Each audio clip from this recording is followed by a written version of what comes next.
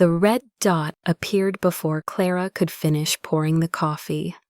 A tiny ruby circle danced across the stranger's chest and settled directly over his heart.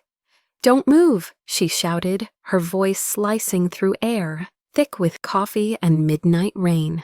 Glass answered. A dry crack tore open the front of the Silver Lark Café, shards fanning out like a swarm of vicious fireflies. Clara didn't have time to think. The man's body crashed down, his arm locking over her shoulder, both of them vanishing behind the overturned wooden table. Gunpowder bit at her throat. Rain hammered the frame like a cold, relentless drumline. In the corner, the espresso machine kept hissing, a domestic sound turned grotesque in the chaos. 5 minutes earlier, there had only been Clara Bennett, 25, a freelance composer, dead on her feet at a 24/7 cafe in Soho, counting debts against a melody that never found its ending. The floor tiles were rain-slick black. The neon outside jittered across the stainless counter, the only light she could afford. Then Adrian Moreau walked in, and the room's pressure shifted. He came with 2 men. No introductions, no noise. His charcoal overcoat was still wet with rain, but the cut spoke quietly of a price. One guard took the seat near the door. The other drifted to the end of the counter. Their eyes swept the corners like blades that refused to be sheathed. Neither touched a menu. Clara was a practiced observer. Music taught her to hear rhythm and recognize pattern. Heartbeats, rainfall, traffic lights, the breathing of a night about to end. In this man, all the beats spoke the same language: control. A platinum-thin watch like a cadential close to a sonata, a discreet gold signet on his little finger, power without flourish, a faint scar resting above his left brow, an invisible accent mark, and the eyes, cold and deep as smoke. Black. "No sugar," he said when she asked. 2 words, and the grinder seemed to pause for a beat. She turned, set the pot on heat, still counting the 4ths and 5ths of her broken theme, when the anomaly slid across her sightline. A red dot no larger than a metronome lamp gone rogue, hopping from the metal edge to the stranger's lapel, locking dead center on his chest. In music, miss a beat and you're off key. Here, miss a beat and you're dead. "Don't move," the words flew out, ahead of thought. She saw him stutter, barely. His gaze flashed over her face, not fear, but calculation at speed. The first shot came like lightning. The window blew, wind and rain, raking through the frame, snapping the tired curtain. A cup dropped and cracked like a cheap firework. A gunshot split the air, glass exploded, and rain came howling in. Something metallic hissed past her ear and buried itself in the wall. Shards stung her arms, cold and wet. The first shot hadn't even died before the second split the air, sharp, violent, tearing the night in 2. Glass shattered, exploding outward in a rain of shards that scattered light like wild sparks. The smell of gunpowder filled the cafe, metallic, acrid, choking. Adrian moved before thought. He kicked the edge of the table, flipping it up, and threw his weight forward, taking her down with him. Everything happened in the span of a heartbeat. A rush of air, a crash, then darkness, and the sound of 2 heartbeats colliding. Clara felt his breath on her neck, hot and uneven, laced with a mingling sense of gunpowder and cologne. His arm pinned her shoulders, firm and cold as iron, yet trembling faintly, not with fear, but with the electric aftermath of instinct. They were one tangled body, pressed between the cold floor and the raw pulse of survival. A third bullet struck the espresso machine behind them, flaring sparks. The light flickered, then died, leaving behind the bitter stench of burnt metal. Rain hammered the shattered windows, joining the staccato rhythm of gunfire echoing from across the street. "Rooftop, 5th floor, right side," one of his men shouted over the chaos. Adrian didn't lift his head, his palm pressed gently against the back of her neck, voice low, rough, "Stay down." 2 words, an order, but also a shield, and for a fleeting, terrifying second, she trusted it. Gunfire roared in reply, then silence crashed down like a curtain, heavy, complete. She could hear it now, the syncopated rhythm of their hearts, still beating, still alive. He rose first, breathing hard, eyes sharp and bright beneath the flicker of broken lights.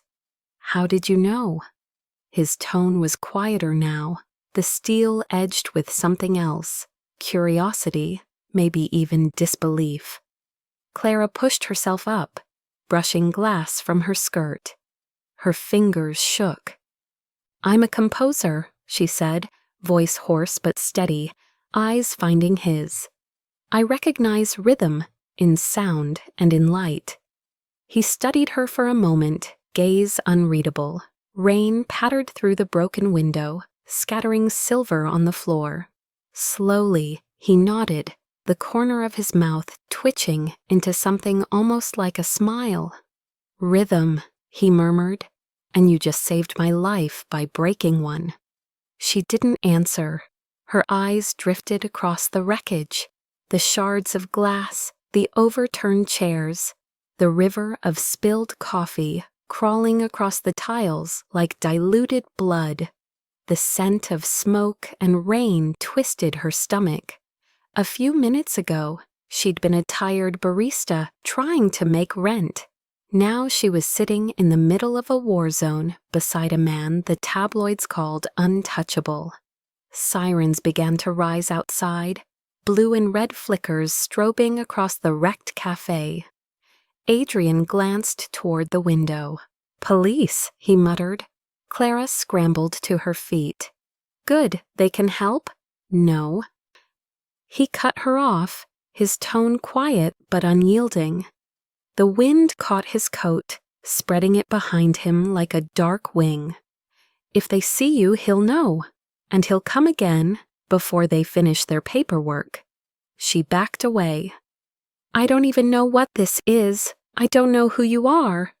His hand caught her wrist, firm but not cruel. "You do now." Her breath caught, his eyes locked on hers, and for the first time, she realized this wasn't a man running from chaos. He was the kind of man chaos followed. Outside, the rain and sirens wove into a violent symphony of blue and red. Adrian raised his phone, spoke rapidly in French. Clara caught fragments. Clear, exit, back route. When he hung up, his decision was already made. "You're coming with me, now." She shook her head, desperate. "No, I'll stay. I'll tell them everything. I've done nothing wrong." He didn't shout. He didn't need to. "If you stay," he said softly, "you'll be dead before they ask the first question." The words landed with the weight of certainty, not threat, truth. Before she could argue, he took her hand again, leading her through the wreckage. Wind lashed through the doorway, rain slicing across her face, cold as blades. She stumbled but didn't break free. There was something about him, about the way he moved, that felt terrifyingly controlled, like a man orchestrating his own escape. A black car idled by the curb. One of his men opened the door without a word. Adrian guided her inside, then followed. The door thudded shut, cutting off the rain, the sirens, the wreckage of her old life. Clara sat frozen, heart pounding against her ribs. Beside her, Adrian stared out the window, the city lights sliding across his face in red and blue waves. Each droplet of rain streaked down the glass, intersecting in patterns that looked, to her composer's eye, like a score written in chaos. "You're safe now," he said quietly, not looking at her. Clara turned, voice trembling. "No, I don't think I am." Outside, the rain kept falling, cold, relentless, and in its reflection, the city burned in 1,000 pieces of fire and glass. The car sliced through the rain, its tires whispering against the wet asphalt. Clara stared out the window, watching the police lights fade into a distant blur of red and blue, melting into the mist like a dying dream. Her hands were still trembling. Her heart still pounded in her chest with no rhythm, no rest. Beside her, Adrian sat in silence, his reflection merging with his shadow in the window, one clear, one ghostly. Neither spoke. The only sound was the steady hum of the engine and the syncopated whisper of the wipers. Clara watched him from the corner of her eye, his hands folded motionless, yet charged with power. She couldn't understand how a man who'd just escaped death could sit there so composed, as if danger itself were an old acquaintance. "Where are we going?" she asked, her voice rough, fragile. "Somewhere safe," he said without turning. "You'll stay there until I'm certain no one can find you." "And if I don't want to stay?" His eyes flicked toward her, sharp as a blade. "Do you want to live?" She fell silent. The car turned off the main road and into a quiet street lined with ancient oaks. Ahead, a white stone mansion loomed from the fog, enormous and still. The iron gates creaked open on their own, soundless but heavy. 2 cameras rotated atop the pillars, their red lights blinking like the eyes of sleepless sentinels. "Welcome to the fortress," Adrian murmured, a hint of irony in his tone. Cold air rushed in as he opened the door. Clara stepped out, her shoes sinking into a shallow puddle. The mansion rose before her, a monolith of marble and shadow, its tall windows glowing amber against the storm. Somewhere, a wind chime rang softly, a lonely metallic whisper in the rain. A woman appeared in the doorway, small and neat, hair silvered and pulled into a knot. Her eyes widened when she saw Clara, then quickly hardened into wary composure. "Mr. Moreau," she said quietly, "you're home, and this young woman—" "Someone who needs protection," Adrian said. He strode past her, his wet shoes marking the marble with faint trails. "Margaret, prepare a room for her. 3rd floor, no one enters." "Yes, sir," she replied, her tone caught between obedience and concern. He disappeared through the tall double doors at the end of the hall, and the house seemed to inhale and hold its breath. Margaret turned to Clara with a thin, tired smile. "Come, dear, you're soaked through. Let's get you warm." Clara followed her down the long corridor, her steps echoing against the marble, hollow and strange. Everything in this house felt curated, arranged with precision that left no room for accident. The oil paintings of violent seas, the bronze statues frozen in half motion, the chandeliers that glowed just enough to keep shadows from ever fully disappearing. They passed a grand piano, its black lid half open, keys glimmering like the teeth of some elegant predator. Clara paused, drawn by instinct, and let her fingertip brush one key. A single note rang out, clear, resonant, haunting. "You play?" Margaret asked, a flicker of warmth in her tone. "I compose," Clara said softly. "Then perhaps you won't be lonely here," the woman replied. But her eyes darted away, betraying that she knew loneliness was exactly what this place fed on. The room Margaret led her to was at the end of a long corridor on the 3rd floor. The door was heavy oak, the hinges silent. Inside it was perfection. White sheets, silver drapes, a fireplace whispering with flame. A wardrobe stood ready, stocked with clothes that somehow looked her size. Clara frowned. "How long am I supposed to stay here?" "Until Mr. Moreau says it's safe," Margaret said after a pause. "And if I want to leave?" The woman's face softened with pity. "You can't, dear, not yet." Margaret left, and the door clicked shut behind her. The sound of the lock turning was small, almost gentle, but to Clara it was deafening. She crossed the room and tried the handle. It didn't budge. Again, nothing. A chill raced down her spine. She turned, scanning the room. Too beautiful, too quiet, too controlled. There was no draft, no creak, no sound beyond the fire's soft crackle. It was the silence of a cage disguised as comfort. She sat on the edge of the bed, hands clasped tight. Escape? From where? To where? Beyond these walls was only the storm, and beyond the storm, a world she no longer recognized. The truth hit her with a hollow weight. She wasn't a guest here. She was a prisoner. From below, a door opened. Adrian's voice carried faintly upward, low, deliberate, steady. She couldn't make out the words, only the rhythm. It was the kind of voice that could command men or conduct orchestras. Clara rose and went to the window. Outside, the gardens stretched dark and gleaming, the trees dripping with rain like silver threads. Beyond them, the lights of London shimmered faintly, distant as a mirage. She pressed her forehead to the glass. The chill seeped into her skin, grounding her. In her reflection on the window pane, she saw a stranger, a drenched, frightened woman with wide eyes and clenched fists, trapped between worlds of light and shadow.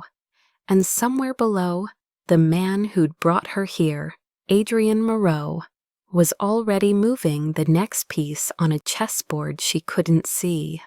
The first morning in Adrian's mansion arrived like a slow-moving dream. When Clara woke, pale London light filtered through the silver curtains, tracing faint lines across the marble floor. She didn't know how long she had slept, only that the echo of rain and the metallic slam of the gate still chased her through her dreams. The scent of wood smoke and lavender lingered in the air, the silence so complete she could hear the ticking of the clock, steady, deliberate, like the heartbeat of the house itself.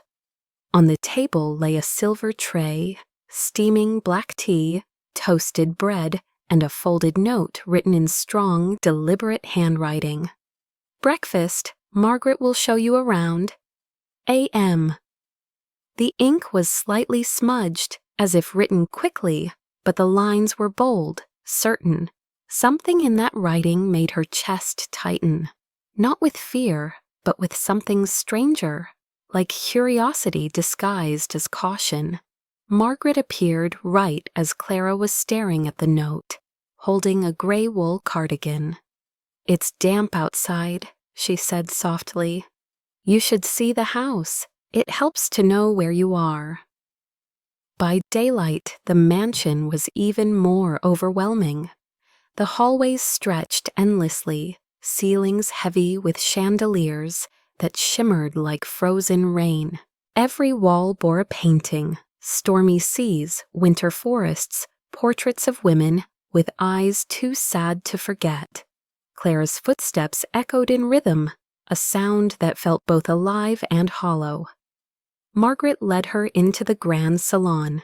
In the center stood a black grand piano, its polished surface catching the early light, each key gleaming like ivory mirrors. Beyond the wide windows lay a misted garden, roses pale and glistening beneath a veil of fog. "Mr. Moreau loves music," Margaret said, noticing Clara's gaze. "His mother was a violinist. She passed when he was very young. Clara nodded, an unfamiliar ache stirring in her chest. A man born into violence but raised by melody. No wonder he felt like a contradiction she couldn't resolve. The morning drifted by slowly. She ate lunch alone by the window, watching the rain bead and slide down the glass. No phone, no internet, only shelves lined with old books and silence. When she asked Margaret if she could leave, the woman's answer was the same. "Not yet, dear." By afternoon, the sky had turned the color of ash. Clara found herself wandering again, her steps carrying her back to the piano. She sat down, her fingers hovering uncertainly above the keys, then pressed one. A single note filled the room, soft, trembling, but alive. She began to play, an old piece she'd written for someone she no longer spoke to. The melody was fragile, hesitant, but it spread through the silence like breath. For a few moments she wasn't afraid anymore. She was simply herself again, a composer trying to make sense of the world through sound. When the final note faded, a quiet clap startled her. She turned sharply.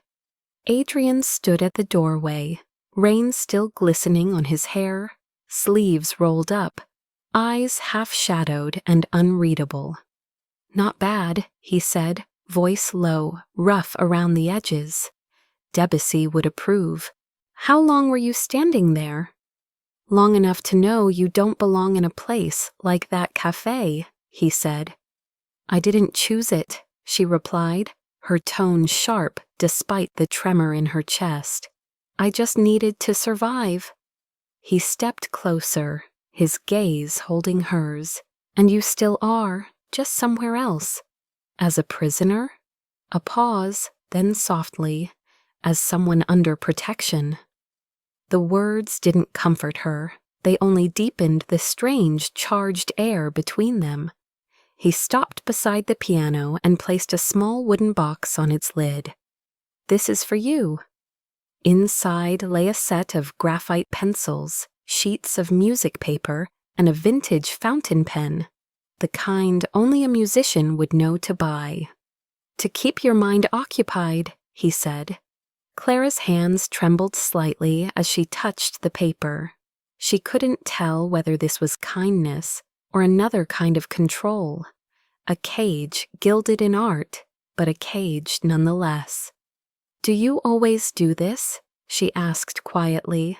"Keep people by giving them beautiful things?" He smiled faintly, and for a moment it looked almost sad. "No, only the ones who have a reason to survive." Their eyes met, and for several long seconds neither moved. The rain filled the silence, tapping against the glass like soft percussion. Then his voice came, low, deliberate. "Start writing, Clara. Sometimes music says what words shouldn't." He left, the scent of cedar and rain trailing behind him. Clara remained still, watching his silhouette vanish into the dim light of the hall. Turning back to the piano, she opened the blank page. The pen hovered over the staves. Instead of notes, she wrote one line across the top. "A golden cage is still a cage, even if it sings." Outside, the wind swept through the garden, carrying the scent of wet roses. Her melody rose to meet it, tender, uncertain, and trembling, like the heart of someone who had just begun to love and to fear in the same breath. That night, after Adrian left the music room, the sound of the closing door lingered like a fading chord. Clara remained by the piano, staring at the half-written sheet of music. The final line still read, "A golden cage is still a cage, even if it sings." She read it again and again, but no more words would come. The fire had burned low, leaving only embers that pulsed faintly like a tired heart. Outside, the rain hadn't stopped. By the time she returned to her room, It was close to midnight. She expected exhaustion to claim her, but sleep stayed away. Instead came a silence so dense it seemed alive. The wind hissed against the windows, the clock ticked steadily, and then, through the quiet, came a sound. At first, she thought it was the wind, but it wasn't. It was too deliberate, too fragile. Notes, piano notes. Clara's pulse quickened. She slipped into the corridor barefoot, following the sound down the dim hallway. It came from the study, a room she had never entered. The melody floated through the house, raw and haunting, as if the walls themselves were remembering something. From the landing, she saw him. Adrian sat at the grand piano, his back straight, his head slightly bowed.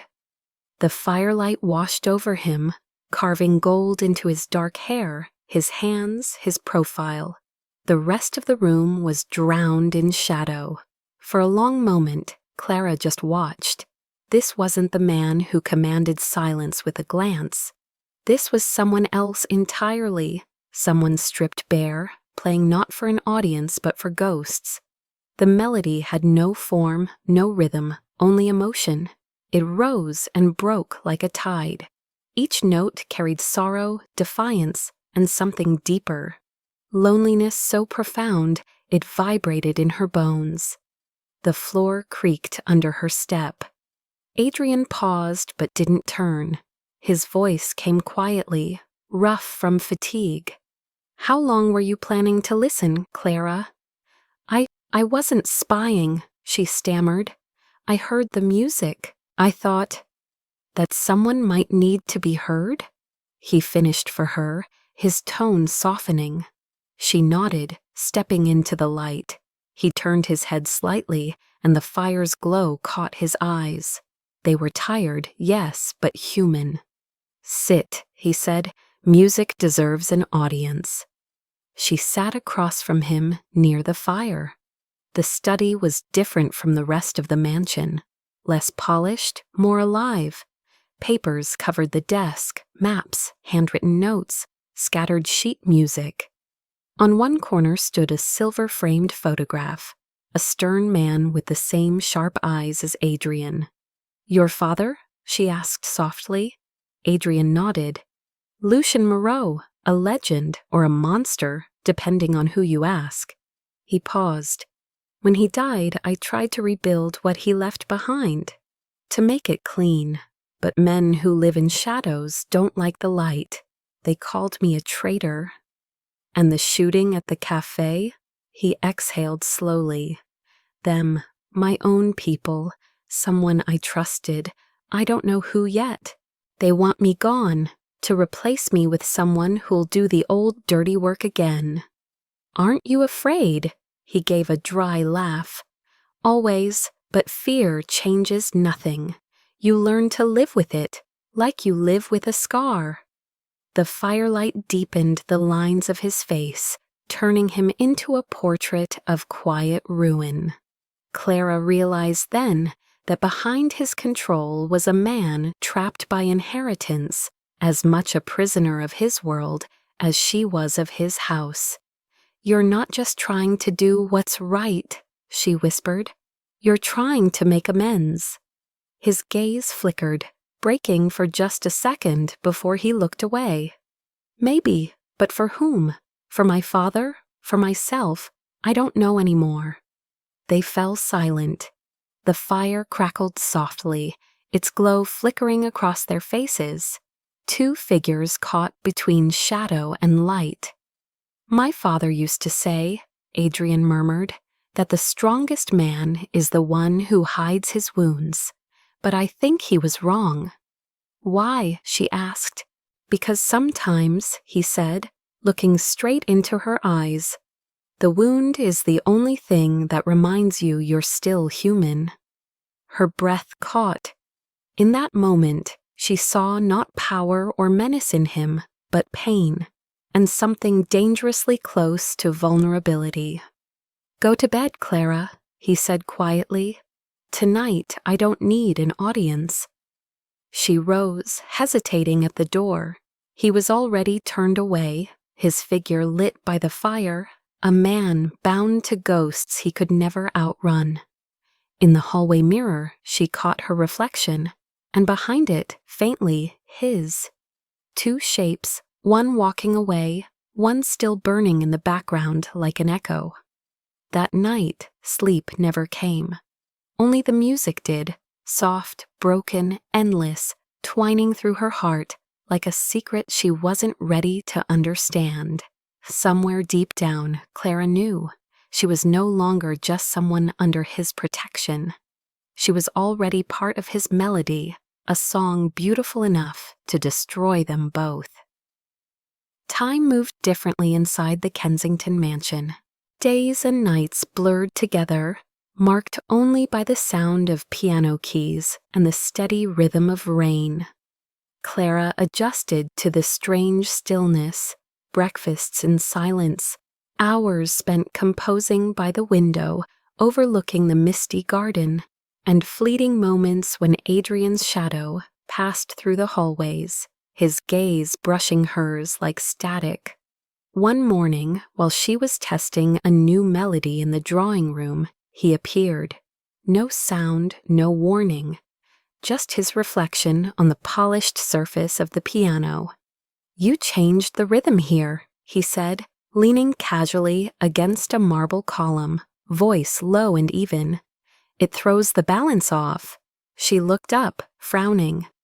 "I like it that way. Music isn't supposed to be perfect." His lips curved faintly.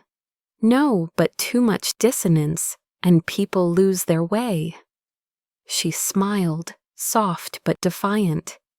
"Only those who don't listen with their hearts." He said nothing, but something in his expression shifted. For the first time, she saw him smile, a real smile, brief and unexpected. After that day, he often came to listen when she played. Sometimes he sat in silence, other times he would correct her like a stern teacher, pointing out each missed beat or uneven phrase. She'd roll her eyes, he'd smirk, and the air between them would hum with quiet tension neither of them dared to name. One afternoon, as sunlight spilled through the windows, she was writing when he spoke, glass of wine in hand. "Why do you always compose sad pieces?" "Because happiness doesn't need to be written down," she murmured. "Sadness does, otherwise it eats you alive." He studied her, eyes dark and unreadable. "Maybe that's why I like hearing you play." "Because I'm sad." "Because you're honest." The words silenced her. Their connection grew gradually, fragile as glass, yet impossible to ignore. He appeared more often, at meals, in the garden, leaning in the doorway just to ask, "Did you write today?" And though she told herself to keep her distance, her heart betrayed her every time she heard his footsteps in the hall. But not everyone welcomed the change. One afternoon in the library, Elias, the ever-watchful assistant, approached her. His voice was smooth, his eyes cold. "Miss Bennett," he began, "do you know why Mr. Moreau saved you?" She turned wary. "I didn't exactly have the chance to ask." "He doesn't save people," Elias said evenly. "He keeps them because they owe him, because he hates loose ends." "Are you warning me?" she asked, her tone tightening. "Call it advice," Elias said. "He can be kind, but every act of kindness he gives has a price. Don't forget that before you start thinking you matter." Then he walked away, leaving a faint trace of tobacco and unease behind him. Clara stood still, his words echoing in her head. Every kindness has a price. That evening, when Adrian joined her in the drawing room, she avoided his eyes. He noticed. "Something's wrong?" "No," she lied. "Just tired." He didn't press, but as he reached the doorway, he paused. "Clara," he said quietly, "in my world, if I wanted to keep you, I wouldn't hide it behind kindness." The words should have reassured her, but instead, her heart raced. When he left, she turned back to the piano. Her fingers found the keys, replaying the same melody he once corrected. This time, the imperfect rhythm felt right, alive. Beneath the notes, something else was stirring, a feeling as dangerous as it was delicate, stretching between them like a wire pulled too tight. Elias was right. Adrian's gentleness had a cost, but as much as she feared it, she couldn't help craving it. The warmth, the attention, the rare smile meant for her alone. Perhaps, she thought, as the last note faded, she had already stepped too close to the fire, and soon she would have to find out whether it would warm her or burn everything down. Since Elias's warning, Clara had started to see Adrian differently. The same man, the same composure, but every smile, every quiet glance, now carried a question she couldn't silence. How much of him was real, and how much was calculated control? Yet between doubt and affection, her heart, always foolish, chose to believe. That night, rain began to fall again.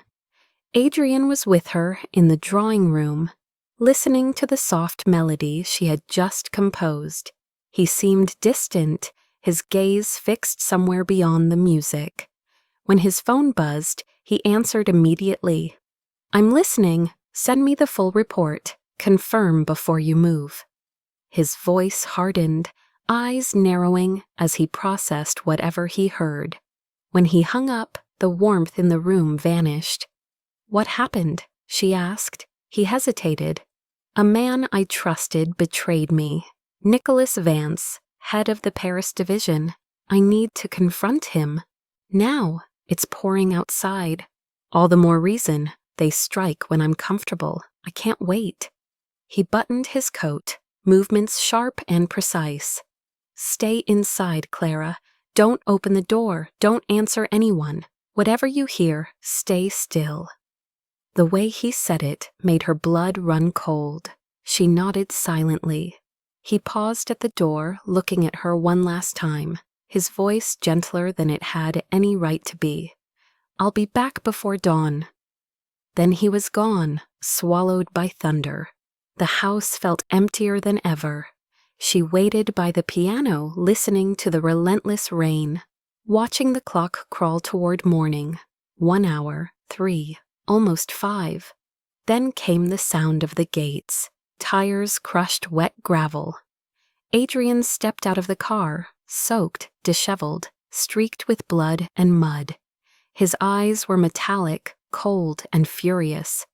"Adrian?" she whispered, hurrying toward him. "What happened?" He didn't answer.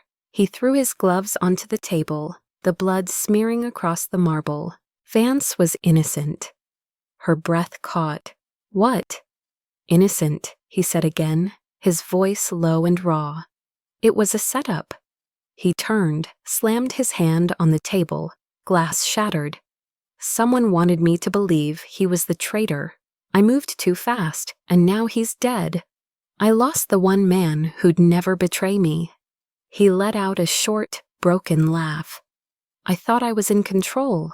Turns out I'm just another piece on someone else's board." Clara stepped closer. His shoulders shook slightly. The mask he always wore, the composure, the power had cracked. "Adrian," she whispered, laying a trembling hand on his arm. "You couldn't have known. You did what you thought was right." He looked at her, eyes dark and glistening, not with tears but with exhaustion that ran bone deep. When you hold power, right stops mattering. Only consequences remain. Her throat tightened. Without thinking, she reached up, her palm brushing his cheek. His skin was cold, his jaw tense beneath her touch. He lifted his eyes to hers, and in that single heartbeat, the world stilled. The distance between them disappeared. No more captor and captive, only two people equally broken. He leaned in slightly, close enough that she felt his breath, tasted the faint scent of rain and smoke on his skin. Her heart pounded painfully. For an instant, everything else fell away. Then he stopped. His hand tightened around her shoulder, gentle but final. "Don't," he murmured, voice rough. "I can't." "You don't have to be strong with me," she whispered. "That's exactly why I must," he replied, stepping back, reclaiming the distance between them. His tone cooled again, the man of marble returning. "Good night, Clara." He turned and walked out. The door shut with a heavy sound, like the end of something that had almost been. Clara stood there, motionless. Dawn crept slowly into the room, washing everything in pale light. She realized, with an ache she couldn't name, that she no longer pitied him. She loved him, and it hurt, because loving a man like Adrian Moreau meant loving a storm that could never stop destroying itself. Dawn crept through the fogged windows, casting a dull gray light over the study. Clara hadn't slept. Her head throbbed with exhaustion, haunted by the image of Adrian from the night before, wet, furious, and utterly broken. She heard his footsteps early that morning, heavy yet determined, echoing through the marble halls. She found him in the library, the door half open. He sat behind his desk, face pale, eyes blazing with grim focus. Elias stood beside him, tension shadowing his normally impassive expression. "It wasn't Vance," Adrian said quietly, his voice like a blade. "I received the raw transmission from the source.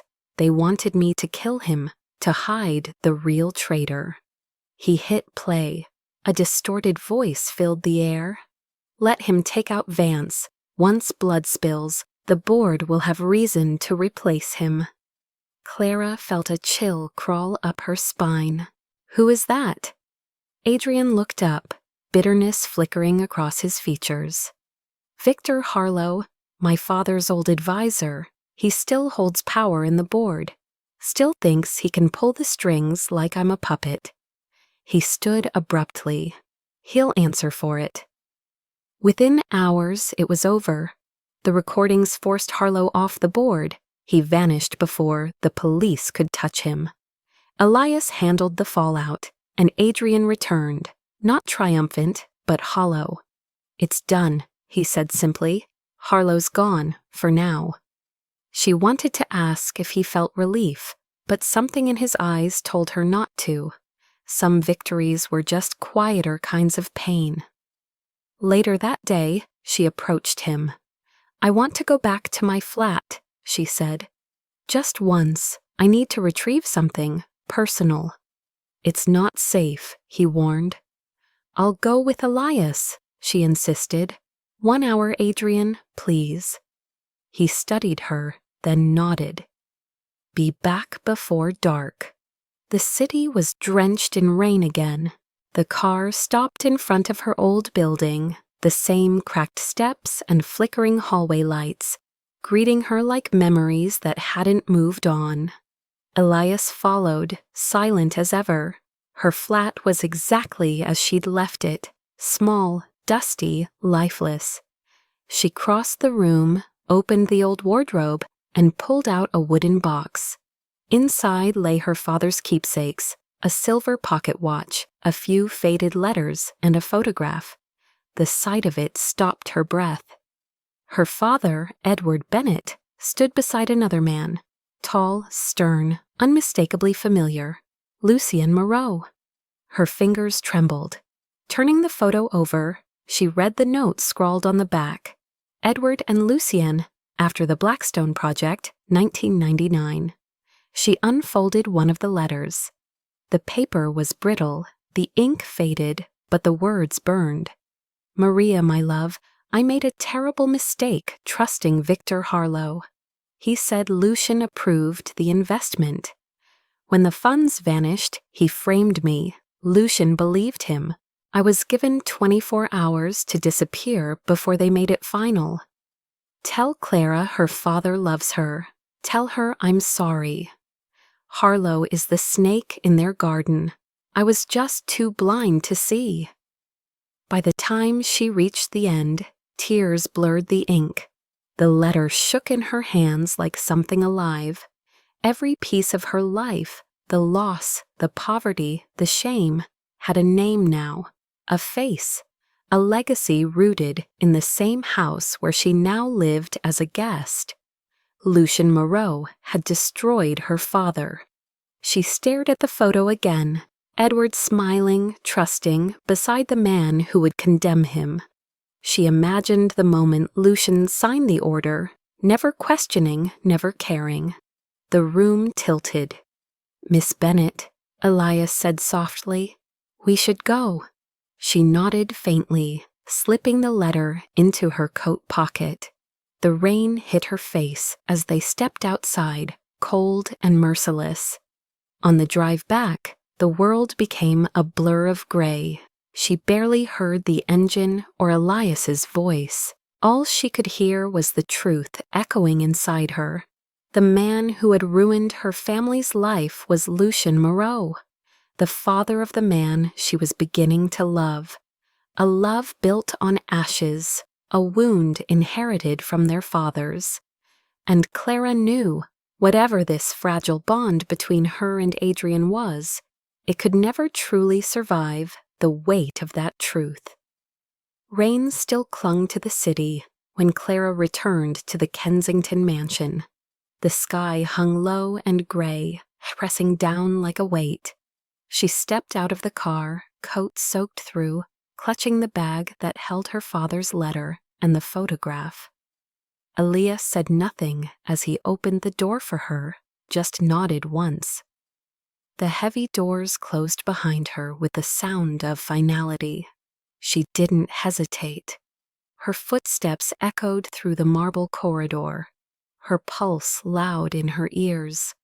The words of her father's letter replayed again and again. His apology, his fear, his plea.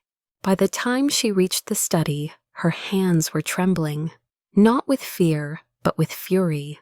The door burst open. Adrian turned from the fireplace, surprise flashing in his eyes. "Clara?" She crossed the room, without answering, throwing the photo and the letter onto his desk. "Read it," she said, her voice trembling. He frowned, picked up the pages, and as his eyes moved across the lines, the mask he always wore began to fracture. His breath slowed. When he finally looked up, there was something hollow in his gaze. "Harlow," he whispered. "My father, he trusted him." Clara let out a bitter laugh. "He didn't just trust him. He let Harlow destroy my father's life. He let him die running." Adrian's knuckles whitened around the paper. "Harlow deceived everyone. He poisoned my father's mind, mine too. God!" He raked a hand through his hair, the composure gone. "Clara, believe me, I didn't know. I never even heard Edward Bennett's name until today." "But your father did," she shot back, her voice breaking. "He ruined my family, Adrian. My mother died in shame. I grew up believing my father was a thief. You can't undo that with regret." "My father wasn't a monster," he said, though his voice shook. "He was blind, and by the time he saw the truth, it was too late. Harlow had already taken everything, from him, from you, from me." Silence filled the space, thick as smoke. The fire crackled behind them, throwing restless shadows on their faces. "I don't know if I can trust you anymore," she whispered. "Everything about you feels like a lie." He stepped closer, desperation flickering in his eyes. "I'm not your enemy, Clara. Harlow played us both. He's the one behind the café attack, the sniper, the setup, all of it. He wanted me chasing ghosts while he dismantled everything from the inside." She stared at him, shocked. "You're certain?" He nodded, the anger in his expression giving way to grim realization. Every trail leads back to him, every betrayal, every death. Even the night you saved me, it was all orchestrated by him. Her chest tightened. She wanted to hate him, but the rawness in his voice made it impossible. "What will you do now?" she asked quietly. Adrian's gaze hardened. "End it, once and for all. No more shadows, no more lies." She shook her head, tears glistening. "You don't understand. Whatever you destroy, it won't bring my father back. Every time I look at you, I see the man who carries his killer's name." He closed the distance between them, gripping her hand. "Clara, listen to me. If you leave this house, they'll find you. Harlow's allies know about that letter. You're not safe out there." "Maybe not," she whispered, "but staying here feels worse. I'm dying a little every day, trying to love someone I'm supposed to hate." His hand dropped, the words hitting him like a blow. Silence. The rain pounded against the glass, echoing the rhythm of their hearts, unsteady, broken. "If I could choose," he said finally, voice low, raw, "I'd wish we'd never met, because from that moment on, nothing I believed in meant anything anymore." She met his gaze, tears falling freely now. "I wish that too," she said, though her heart screamed the opposite. They stood there, two souls bound by pain and legacy, the firelight flickering between them like a dying heartbeat. Outside, the rain kept falling over London, washing the city clean of everything except the past. And in that endless rain, Clara understood. There was no bridge left between them, only the void their fathers had carved long before they ever met. And now they were standing at its edge, with nowhere left to go. That night, fog blanketed London, the streetlights bleeding into a hazy golden blur. In the study, Adrian stood before the window, his reflection framed by glass and shadow. He hadn't slept. Since the confrontation, Clara had barely spoken to him. She'd withdrawn, and he, too proud or too afraid, let her. Morning came quietly. When Clara descended the stairs, he was already dressed for travel. Dark suit, polished shoes, and a stillness that looked almost like resignation. A pistol lay on the table beside his passport. "I'm leaving," he said simply. "Harlow's in France. It ends there." Clara stopped halfway down the staircase. "And if it doesn't?" He looked at her, and for a fleeting moment the steel in his gaze softened. "Then at least the lies die with him." Elias entered, his face grave. "Everything's ready, but what about Miss Bennett?" "She stays here," Adrian replied firmly. "You're responsible for her safety. No one enters, no one leaves." Clara's breath hitched. "You're walking into a trap, aren't you?" "I've lived in one my whole life," he murmured. Then he stepped closer, voice lowering to something intimate, dangerous. "If I don't come back, remember that I never wanted you to be part of this world. But if I had the chance again, I'd still walk into that café, I'd still find you." Before she could speak, he turned and left. The heavy doors closed, taking the warmth of him with them. Hours passed. The house was too still, too quiet. Clara tried to compose at the piano, but every note faltered. Elias patrolled the halls like a ghost. Margaret, the housekeeper, moved slower than usual, her eyes darting nervously. By late afternoon, Clara heard a faint crash downstairs. She froze. "Margaret!" No answer. She walked down the steps, heart hammering. The sitting room was empty. A half-finished cup of tea sat cooling on the table. Then came a sharp sound, metal scraping against metal. She turned just as a hand clamped around her throat. "Don't scream," a man hissed. Before she could struggle, a cloth pressed against her mouth. The sharp, chemical sting filled her lungs. The world tilted and went black. When she came to, she was bound to a metal chair beneath a flickering light. The air was damp, reeking of rust and river water. Through the cracks in the wall, she could hear the slow lapping of waves. It took her a second to realize where she was. The abandoned warehouse by the Thames, the same place where Adrian had almost died. The door creaked open. Footsteps echoed on the wet concrete. A tall man stepped into the light. Gray hair, sharp suit, gold ring gleaming. "Good evening, Miss Bennett," Victor Harlow said smoothly. "You do look remarkably like your father. Same eyes, same naivety." Clara's pulse spiked. "You're Harlow." He smiled, inclining his head. "Guilty as charged." "You ruined my family, my father." Yes, tragic story," Harlow interrupted, waving his hand. "But let's not pretend you don't understand why you're here. I don't want you dead, Clara. Not yet. You're bait." "Bait?" she whispered, her voice hoarse. "Adrian will come," Harlow said calmly. "He always comes, especially when he believes something belongs to him." His lips twisted into a smirk. "You're the perfect chain to pull him back where he belongs." Clara glared at him, forcing her voice steady. "You'll never control him again." "Oh, my dear," Harlow murmured, stepping closer, tapping her chin with his cane. "He's his father's son. Same fatal flaw. He believes he can save people. And that belief will destroy him, just like it destroyed Lucian and your father." He straightened, signaling to the men outside. "Watch her. Don't bruise the face. I want her intact when he gets here." When the door shut, Clara's breath came in shallow bursts. Fear pulsed through her, but beneath it burned something else, a cold, focused fury.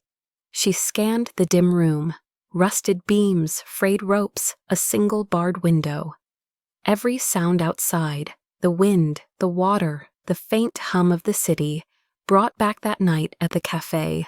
Only now she wasn't the bystander, she was the target. And somewhere out there, Adrian would already know. The serpent he thought he'd killed was still alive, coiled deep within his own garden, and it had just sunk its fangs into the one thing he couldn't afford to lose. Outside the warehouse, the Thames boiled beneath the storm, the river black as ink under flashes of lightning. Inside, Clara sat bound to the chair, wrists bleeding from the ropes. The flickering bulb above cast ghostly shadows on the rusted walls. Harlow lounged in the corner, calm as ever, fingers drumming idly on the detonator that could turn the place into a grave. Then came the sound, tires grinding over wet gravel. Wind burst through the cracks of the door. Harlow smiled faintly. "He's here." The door swung open. Adrian stepped inside, soaked to the bone, eyes hard as steel. He carried no weapon, no backup, only purpose. Harlow rose, adjusting his cufflinks. "You never disappoint, Adrian, just like your father, reckless, sentimental." Adrian's voice was low, cutting through the storm.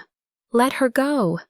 Harlow lifted the detonator, his thumb hovering over the red button. "Drop the gun, or you both die here."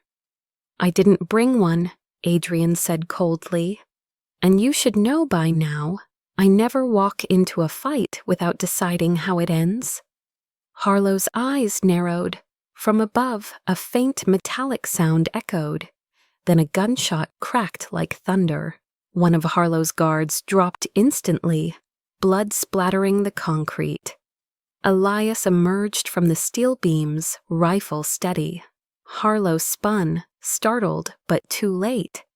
Adrian lunged, his hand clamped around Harlow's wrist, twisting until bone snapped. The detonator clattered to the floor, rolling out of reach. You've played your games long enough, Adrian hissed, slamming him against the wall. Harlow coughed, spitting blood, but still sneering. I made you, Adrian. Without me, you'd be nothing.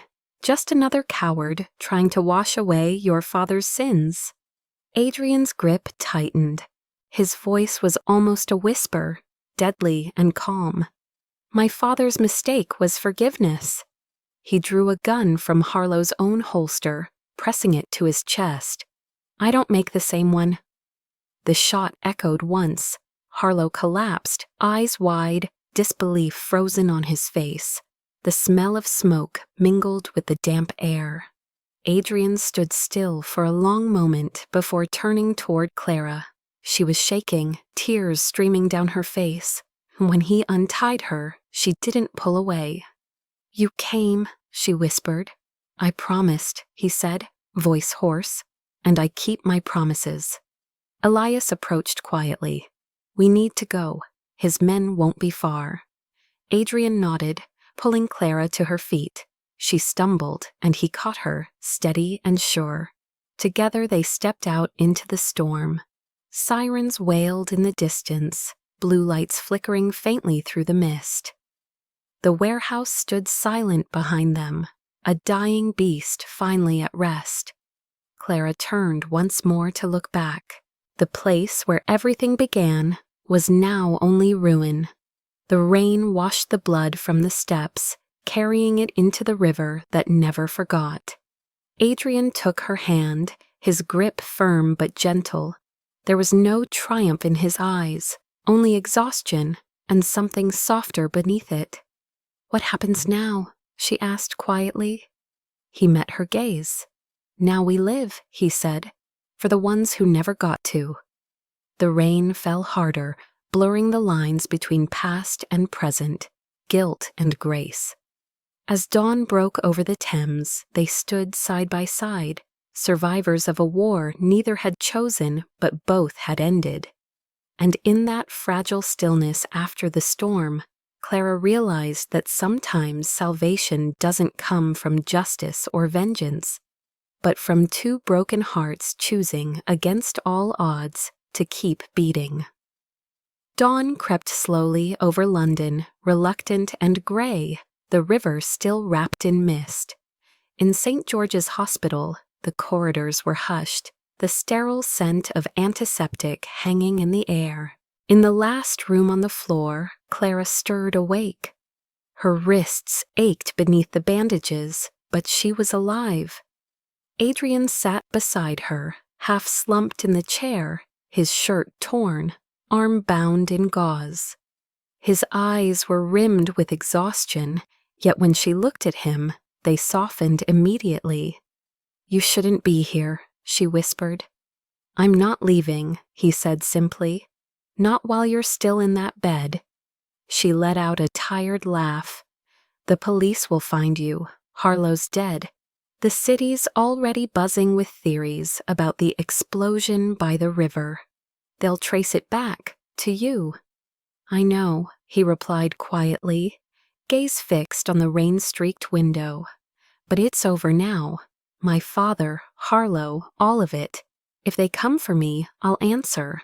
I just needed to make sure you're safe. Her throat tightened. The image of him from the night before, the flash of the gun, the look in his eyes, played over and over in her mind.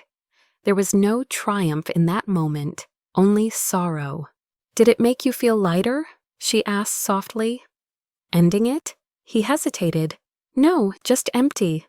She looked down at her hands. I thought I'd hate you forever, but I can't. Silence settled between them, gentle and heavy. Outside, the rain tapped faintly against the glass. Then Adrian rose and crossed to the window, his voice calm but distant. You can start over, Clara. Leave this city behind. There's a lawyer, he has the papers, a new apartment in Florence, funding for your music. You once said you wanted to compose in Italy. She blinked, stunned.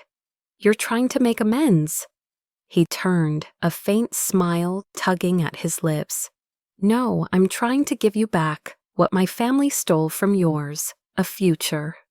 And you? She asked. What about you? He paused. Maybe Paris, maybe nowhere. I've never belonged anywhere, but I know I can't stay here, not near you. Something in her chest cracked open. She wanted to stop him, to say the words she'd been afraid of for weeks, but they stuck in her throat. If there's another life, he said, his voice low and unsteady, I'll find you sooner, somewhere without shadows, without blood, just your music. Her tears spilled over. And you? I'll just listen. The door creaked open. Elias appeared, his expression tight. The police are downstairs. We have minutes, maybe less. Adrian nodded, then leaned down. His lips brushed her forehead, soft, fleeting, final. Live, Clara. Don't waste this life because of mine. Then he turned and walked out. He didn't look back. When the door closed, the silence that followed was unbearable. The rain had stopped. Sunlight began to filter through the clouds, glinting off the chair where he had sat. A small puddle left by his rain-soaked coat still shining faintly. Elias lingered just long enough to hand her a sealed envelope. He asked me to give you this, he said quietly. She opened it. Inside, a single sheet of paper, his handwriting firm and steady. We are not born to carry our father's sins. Live for them and for us, who chose to save each other, even when it was too late. Clara held the letter to her chest, eyes closing as the first sunlight broke fully through. Outside, the Thames shimmered in gold. The storm had passed, and for the first time in a long time she could breathe again. The past had ended by fire and rain, but what remained, fragile, imperfect, real, was the beginning of something new. And somewhere, beyond the horizon of her grief, she could still hear him. Adrian's voice, soft as memory, fading into the rhythm of her heart. Spring passed quietly. Since that stormy night by the Thames, the city had begun to forget. Adrian Moreau had vanished from headlines. Clara had left London behind, trying to rebuild her life. But stories like theirs never truly end.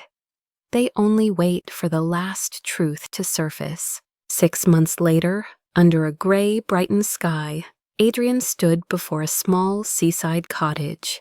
The wind smelled of salt and distance.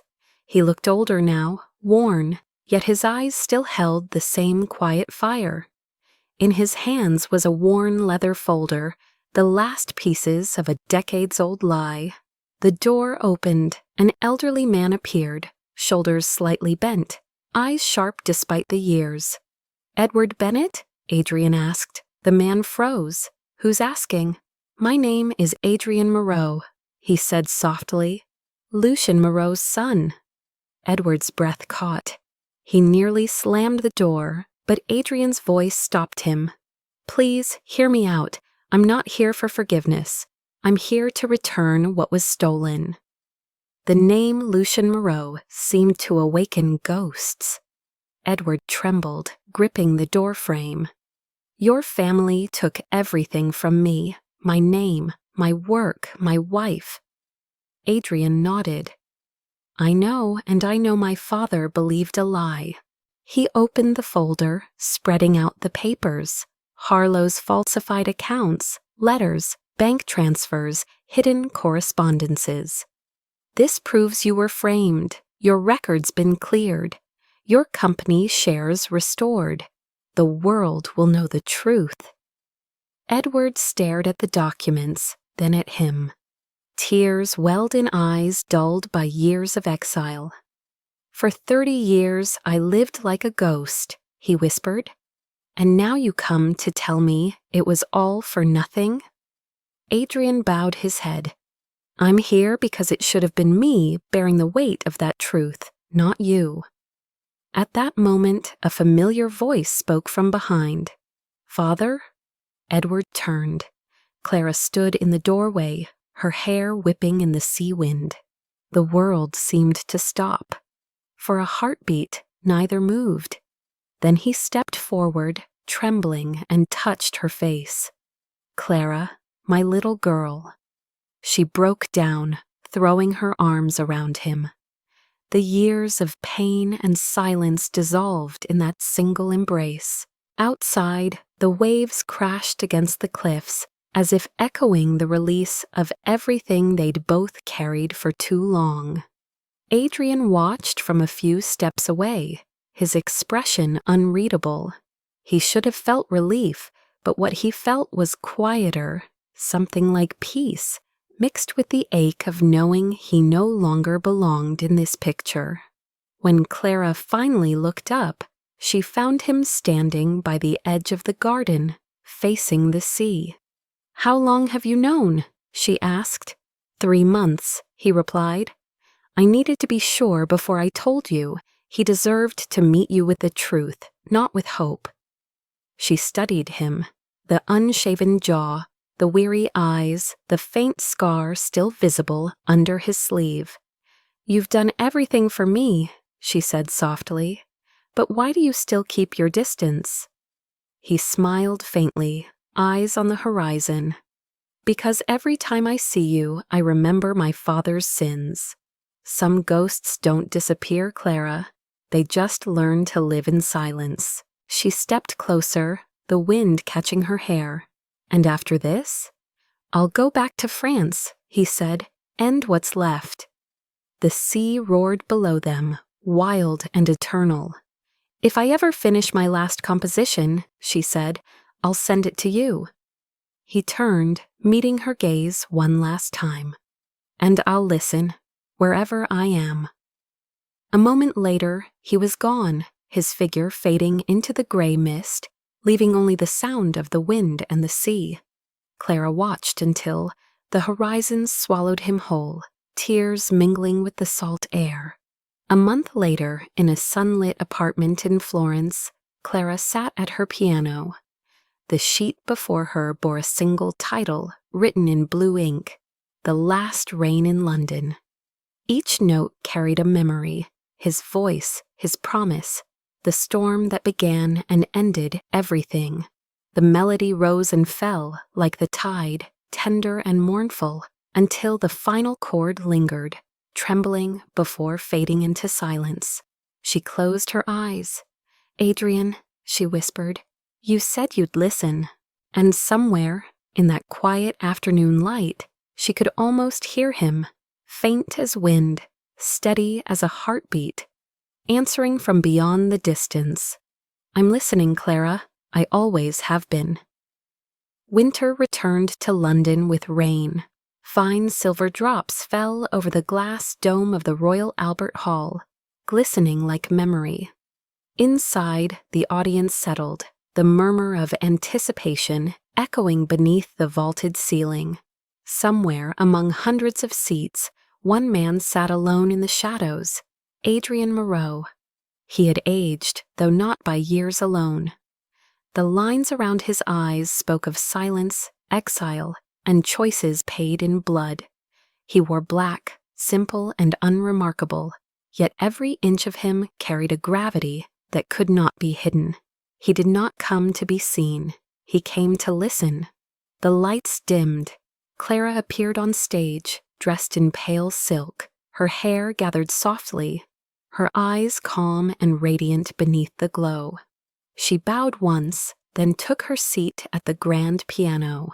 The red note, the first chords drifted into the vast hall, fragile, trembling, then swelling into something vast and uncontainable. The melody carried the scent of rain, of grief, of the nights she had written it alone in Florence. Every note seemed to bleed and heal at once. Adrian closed his eyes. He saw flashes of everything they had been. Gunfire, rain, the river, her trembling voice in the dark. He had believed their love a mistake, born from guilt and fire. But as the music rose, he understood. Some mistakes are worth keeping. The climax came, a single red note ringing clear as a wound, luminous against the storm of sound. Then silence. For a long suspended moment, no one breathed. And when applause erupted, Clara stood, bowed, and lifted her gaze. She found him immediately. The distance between them vanished in that look. No words, no explanations. Just two souls recognizing one another after surviving the same storm. Later, when the hall had emptied and the echoes faded, Clara stepped out into the backstage corridor. Rain had begun again, soft and steady. She found him waiting by the marble railing, smoke curling from a forgotten cigarette. "You came," she said softly. "I couldn't stay away," he replied. "I needed to hear how you see the world now." "And what did you hear?" He turned to her, eyes reflecting the dim light. "I heard light in the place I only ever saw war." She smiled, a small knowing curve of her lips. "Then let's write a new piece, together." He stepped closer, their breath mingling with the mist. "Are you sure? My world isn't made for this kind of beauty." "Then let me be the one who finds it," she whispered. Their lips met, not in haste or hunger, but in quiet certainty. The kiss was soft, like the closing of a book that had taken too long to write. When they parted, his eyes held peace at last. "If this is the next chapter," he said, voice unsteady, "then I want it to begin with your music." "And end," she whispered, "with your silence, because even in silence I can still hear you." They walked out together. The rain fell harder now, silvering the cobblestones, reflecting the city lights into trembling rivers. Clara took his hand and he let her. For the first time, neither led the other. They simply walked. Behind them, faint through the glass of the great hall, came the sound of distant strings, an unfinished symphony still waiting to be written. And under the rain, amidst the heart of London, the man who had once ruled the darkness, and the woman who had learned to see light within it, walked side by side, carrying between them the one thing both had searched for through pain and fire. A beginning, the music of forgiveness, the final note, unwritten but already heard.